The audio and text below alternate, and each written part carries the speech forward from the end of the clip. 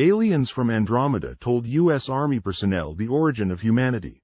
135 billion humans live in other galaxies closest to us. There are many assumptions about the number of extraterrestrial species in the universe. Many ufologists, abductees, and even people in authority claim to have seen the so-called intelligent beings from outer space. Alex Collier is the only contactee who provided in-depth information about the beings from Andromeda. In his interviews, he discussed the influence of various alien species on the human race. Many well-known UFO enthusiasts considered Collier to be credible, at least in the sense that he tries to convey as fully as possible the information received from his contacts with the Andromedans. He first began to experience extraterrestrial contact during his childhood up to his mid-teens.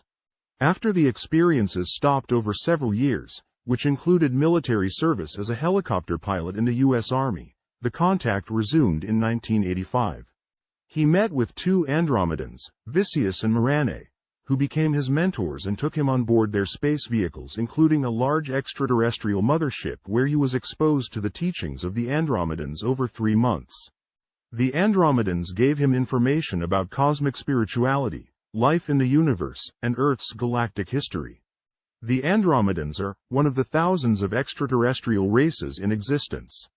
They are human and some have bluish skin, measuring more than 2 meters tall. According to Collier, the author of the book, Defending Sacred Ground, the Andromedan Compendium, all human life forms originated in the Lyra constellation. However, a war caused their stars to explode, making humanity spread to different places in the galaxy to survive. Collier explains that the different skin tones are due to different DNAs and exposure to different stars. The Andromeda beings are one of the oldest civilizations living in the Andromeda constellation.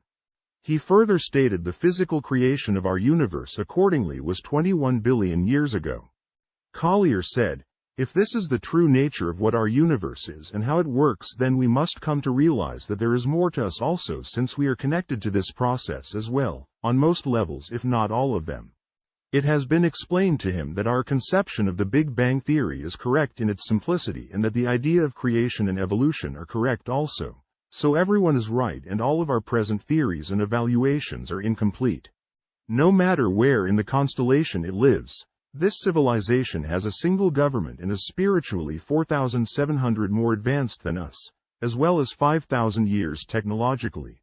However, they maintain a balance of the spiritual and technological. They use technology to be able to evolve spiritually.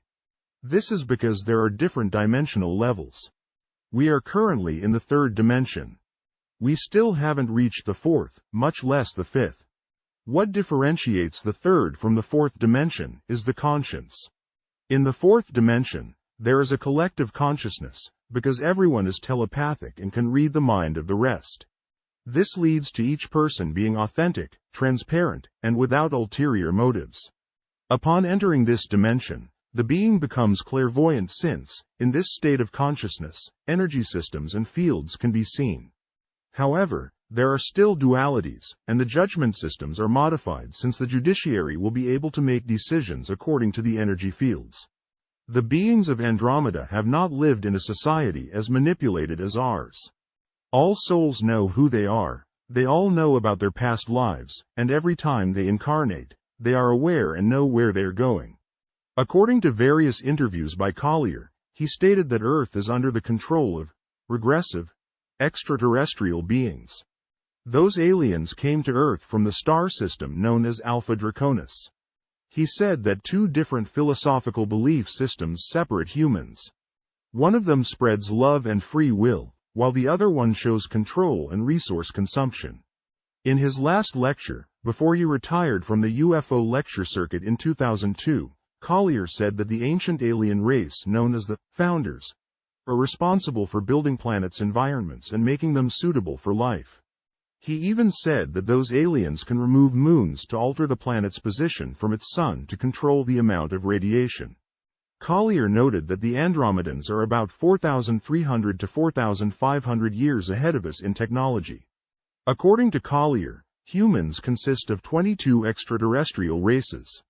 He claimed that about 135 billion people are living on the planets in the 8 closest galaxies to us.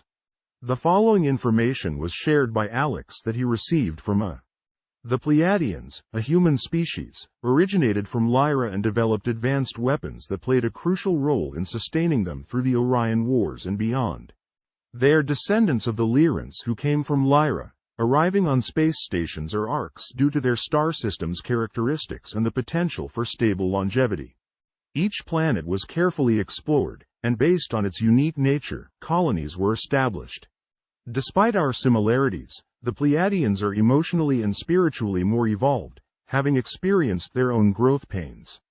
They have made efforts to share their knowledge with us to prevent setbacks and destructions, but not enough people are heeding their advice. Among the star systems, Taygeta is the most advanced, and Taro orbits Alcyone. Pleiadians resemble us in size, stature, build, and hair color. Pleiadians express concerns about our misuse of sciences and our loss of spiritual harmony.